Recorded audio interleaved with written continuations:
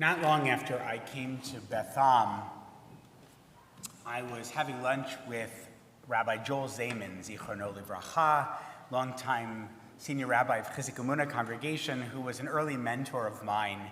And we would get together from time to time. He would ask me questions. He would push me in my own rabbinate. This building, of course, has a deep relationship with Chizuk Emunah. They built this building in 1922. And he was also instrumental in establishing Chizuk Emunah on Stevenson Road, helping build the Krieger Schechter Day School and Chizuk Emunah into what it is today. And Rabbi Zayman said to me in one of these conversations, okay, Daniel, if you had to choose Torah, Avodah, Gemilut Chasadim, which would it be?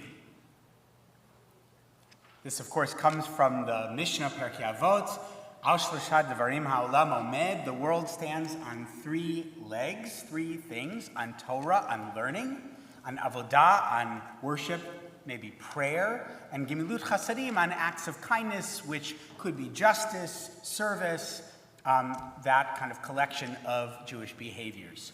And I think he was wondering if I might say Gemilut Chasadim, because Beth Am had a reputation of being a social action-oriented congregation. We're here in West Baltimore. We're involved in our neighborhood. Long before I was speaking about in for of, this is a congregation that was deeply invested in this community. Stuart Stamen, for example, was instrumental in a lot of the greening efforts that happened in this community. So many of you have been instrumental in our connection with this neighborhood long before I got here, and certainly since I've been here as well. And so maybe he thought I was going to say Gemilut Chasadim or Tzedek or something like that. But actually, without hesitating, I said Torah. Torah. Because I believed, and I believe today, that we are first and foremost a learning community. And that anything we do, all of the other things that we do, whether it's service, whether it's prayer, whether it's cultural experiences, whether it's Kihila, the community building that we do, whether it's our commitment to diversity, as you heard Stuart and Bonnie talk about their son Benj, and what it meant to create this accessibility fund and to be able to have an elevator and make sure that this building, this physical plant, supports families with varying needs. But all of that is anchored in our learning, is anchored in our sacred text. If we don't know why we're doing what we're doing, eventually we forget to do it at all. So today, it makes total sense that the fifth of our 5 pillars that we're celebrating in this 50th year of Beth Am Synagogue is Limmud, is in fact the pillar of learning. And today, we get to reflect on 3 different aspects of our learning. And the experience of learning here at Beth Am. First, we're going to hear from Bonnie Guralnick, who was here very early on in Beth Am's history and is going to speak about the legacy of Rebbe Louis Kaplan, Dr. Kaplan. And then we'll hear from Fred Katz, who's going to talk about a wonderful program that he created and brought to Beth Am. And then finally, we'll hear from Rabbi Kelley Gludt, who was instrumental in birthing our really wonderful approach to supplementary education, to youth education, our Jewish Discovery Lab. So without further ado, we'll give our attention to Bonnie Guralnick.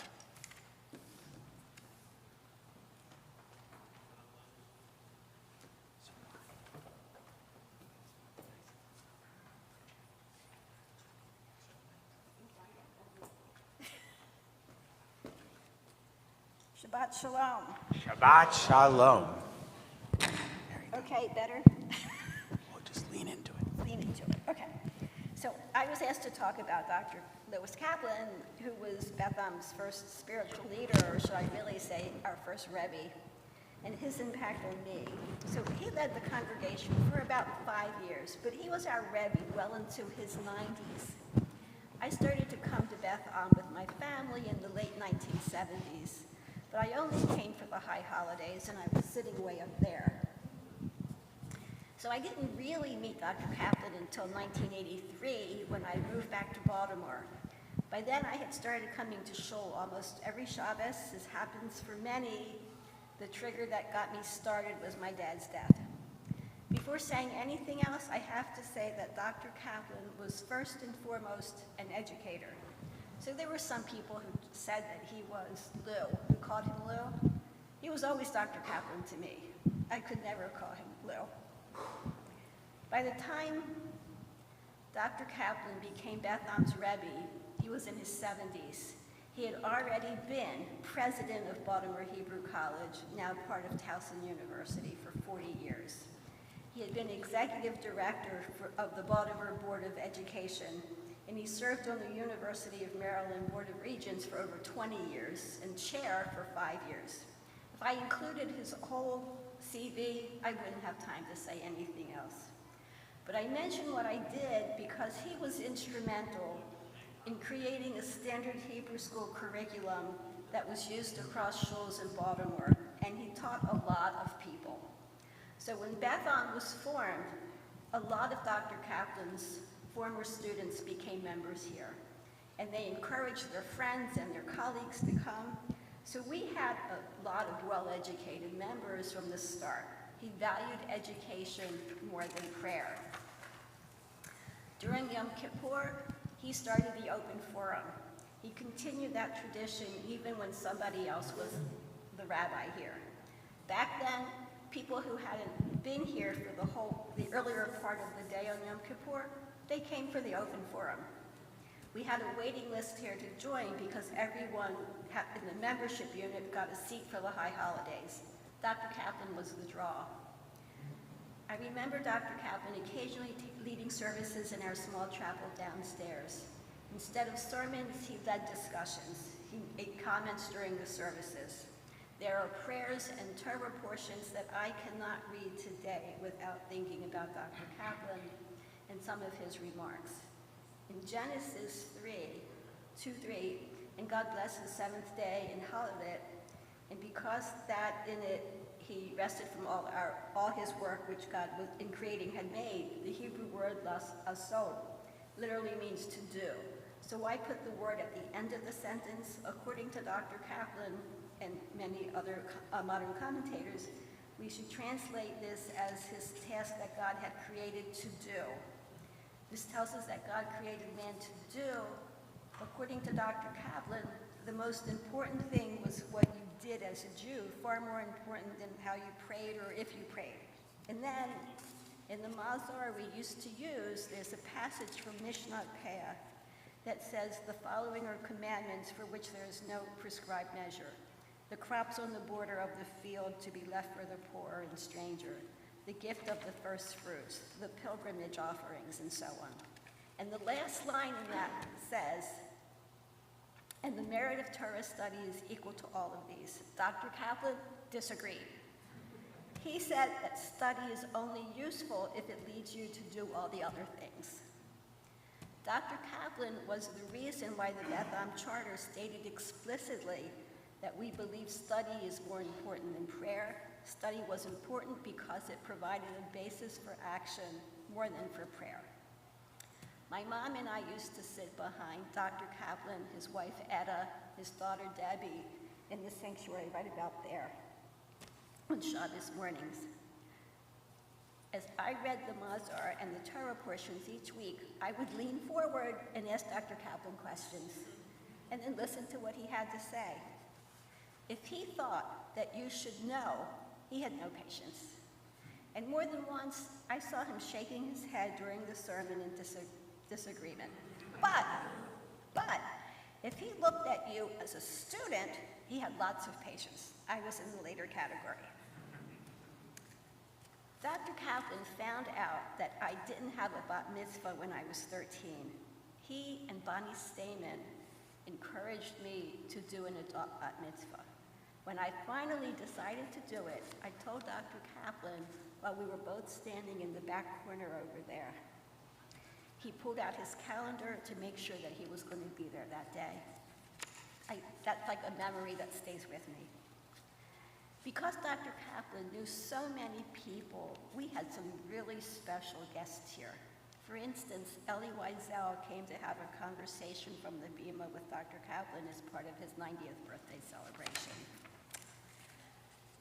His son-in-law, Ephraim Potts, frequently led services when we were between rabbis. Ephraim told us that he would often refer to Dr. Kaplan's writings on the Parshas as a starting point for his remarks. In that way, even after he was not here, Dr. Kaplan's contributions to our education continued.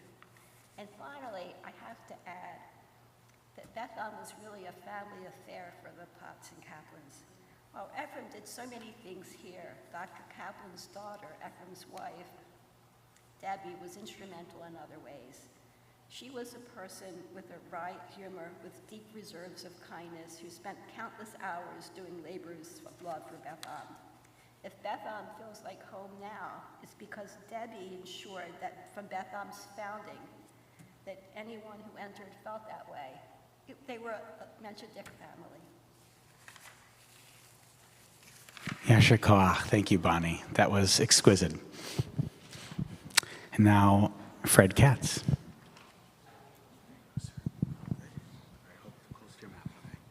Can you hear me? Let us have a moment of quiet in remembrance of Stuart Steinman.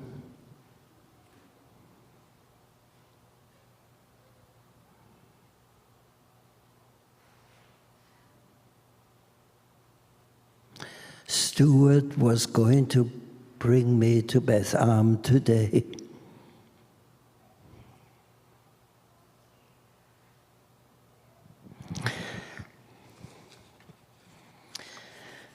The People's Talmud, a Beth Am creation about being a Jew in a secular world. I've been a member of Beth Am for over 40 years. It's been a milestone of my Jewish identity. And yet it occurred to me that synagogue membership at Beth Am or any other synagogue, however significant and vibrant, is not the whole story of being a Jew. How does being a Jew enter into my daily, everyday life? My work, my secular career, my friendships, my work habits and duties, my aspirations and yearnings, quite apart from, or in addition to, religious considerations and synagogue membership. In short, examining Jewish lives in a secular world.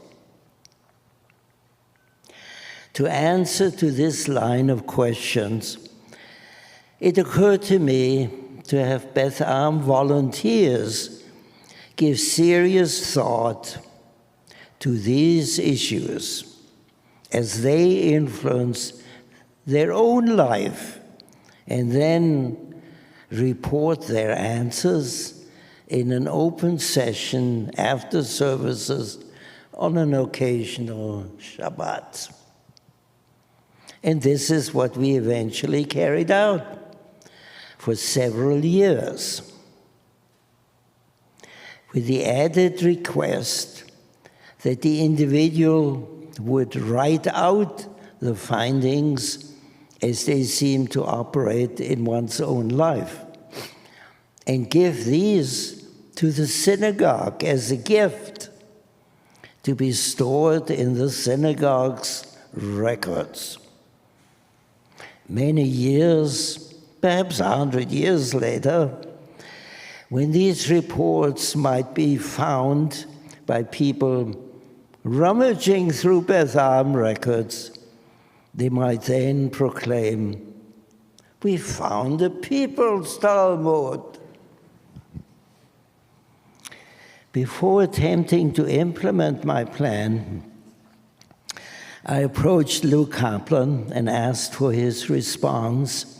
He was very supportive and helpful, specifically when I felt I should get a prominent Beth Am member to be the first person to report for us. I suggested Ron Shapiro. Those who know Ron Shapiro on high holidays, he sits up there in the second row. I think he didn't come to that. So anyway, when I asked Ron Shapiro how come he agreed to do that, he said, "You can't say no to Lou Kaplan." So for about 5 years, the program flourished, at least the oral part. The reports during the discussions after Shabbat services. But I was not successful in getting all participants to write up their findings. Some did not. But also, I'm sorry to say, I'm not sure whether our office actually preserved the reports we did give them.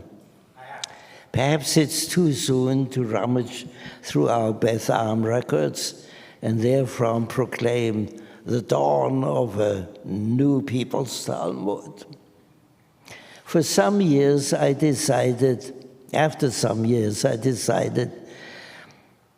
it's time for a new leader with new ideas, new perspectives. I persuaded my friend Michael Sanow to take over. He did so for 3 years until, for personal reasons, he left Baltimore to live in New Jersey. There he persuaded his son-in-law, who is a rabbi, to initiate a People's Talmud program in his congregation. So there's a new life for our Beth Am child, the People's Talmud.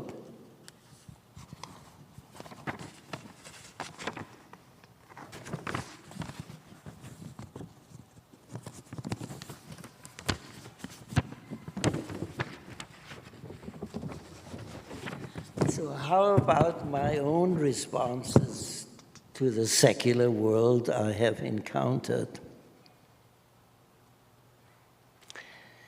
As a Holocaust survivor whose Orthodox parents and brother were murdered at Sobibor, here are some of my responses. I asked, at Auschwitz and Sobibor, where was God? Where was God? Eloheinu! Eloheinu, where were you when they put my parents into the oven?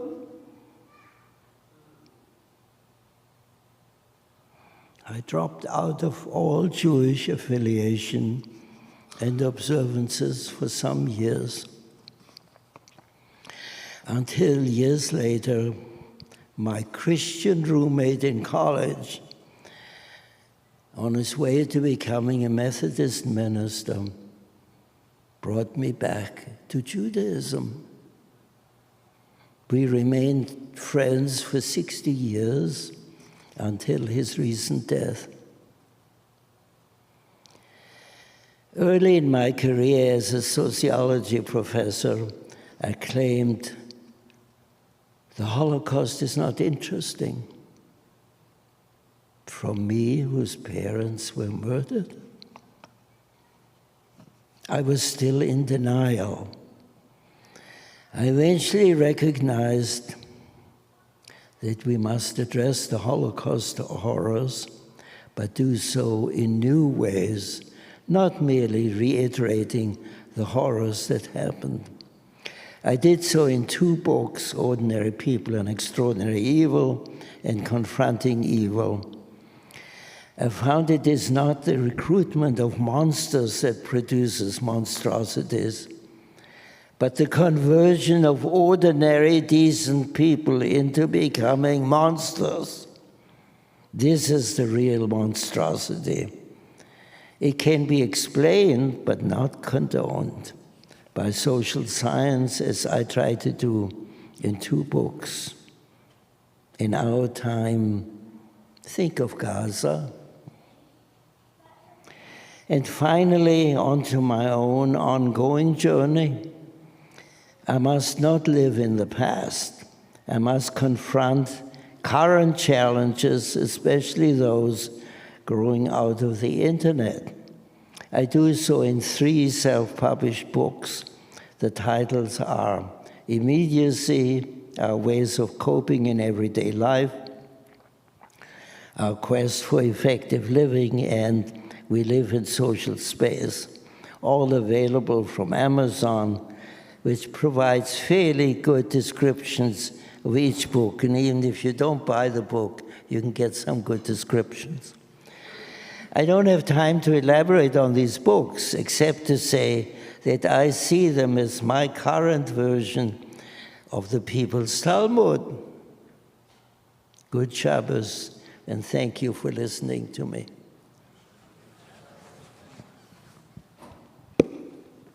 Excellent. Thank you, Fred. Thank you. So you can stay seated. Okay, please.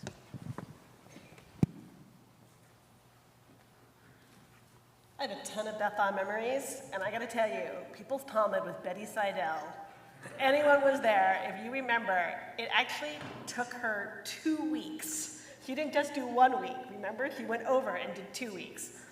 It was a moment in time. I wish y'all had been there.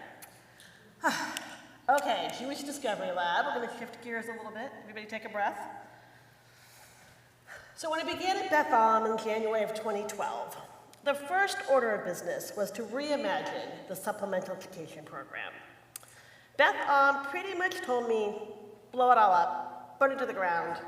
You pick your own phoenix metaphor, whichever works for you. But it was a really exciting time. The Jewish Discovery Lab was going to be a totally new and different approach, one that understood that educational needs had vastly transformed. Kids had access to worlds of information on a device they kept in their back pockets.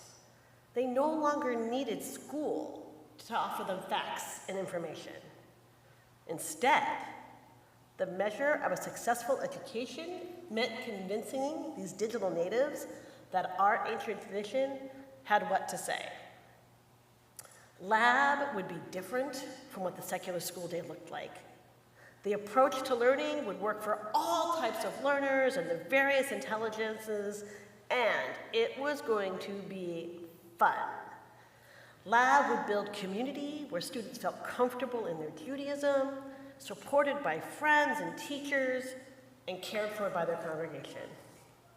Most important of all, if you were a lab student, you were going to be equipped to walk confidently into any Jewish space in the world, which our students would choose to do throughout their life because they considered Judaism their safe space.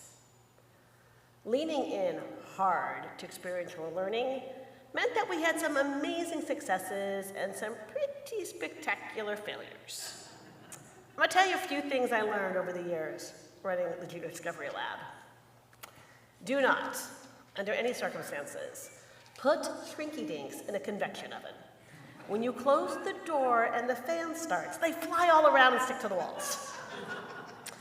Glow-in-the-dark paint should only be done outside.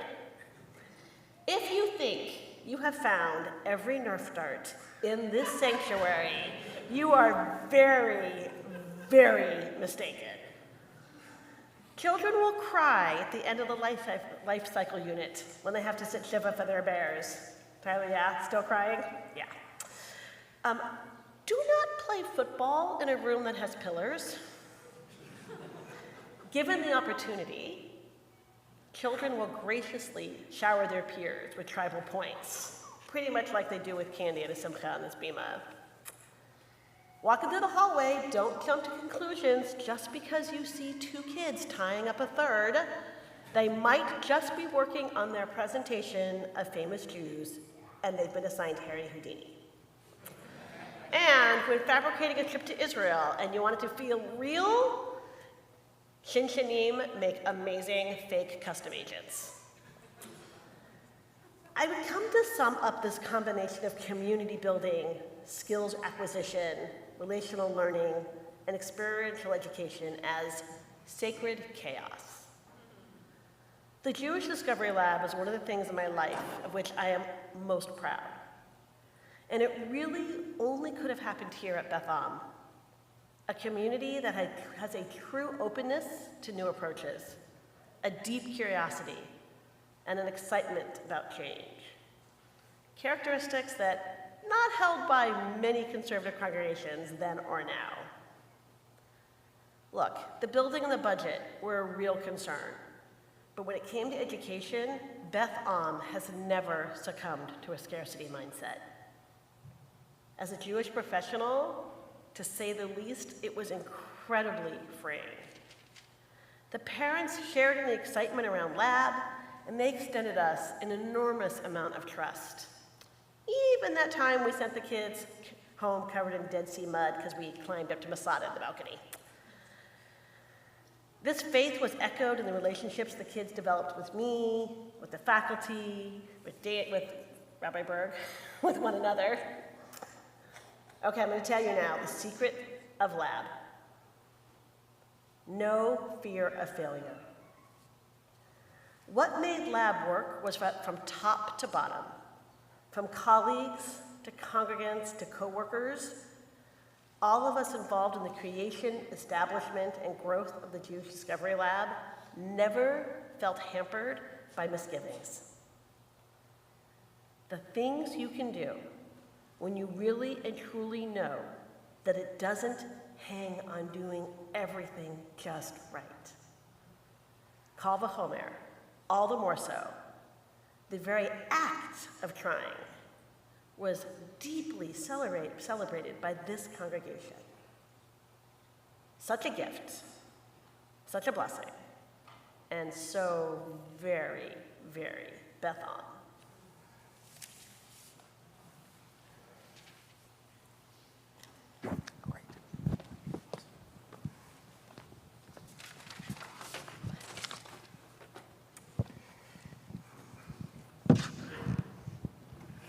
Just please join me in expressing a hearty yasher koach to Bonnie and to Professor Fred Katz and to Rabbi Kelley Gludt. These storytelling opportunities have been so extraordinary. I've learned so much from each of you over the past year who have made presentations. I'm really grateful for the Torah that you bring, and I hope all of us have heard and learned some things today and in the previous 4 Shabbatot that we'll hold on to and that hopefully we can build on, and you will continue to build on here at Beth Am for many, many years.